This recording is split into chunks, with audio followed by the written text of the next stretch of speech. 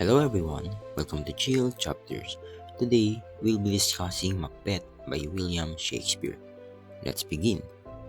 Macbeth by William Shakespeare is a tragedy about ambition and power. Macbeth, a Scottish general, receives a prophecy from three witches that he will become king. Driven by ambition and encouraged by Lady Macbeth, he murders King Duncan and takes the throne.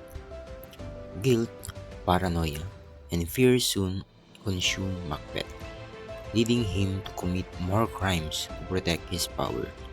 His tyranny eventually causes his downfall, and he is killed by Macduff, restoring order to Scotland. And here's the analysis. The play explores themes of ambition, power, guilt, and fate. Macbeth's tragic flaw is his unchecked ambition, which leads him to moral corruption and self-destruction. Lady Macbeth represents the danger of suppressing conscience, while the witches symbolize temptation and the influence of fate. Shakespeare shows how the desire for power can destroy both the individual and society, using a dark and intense tone to highlight the consequences of evil actions.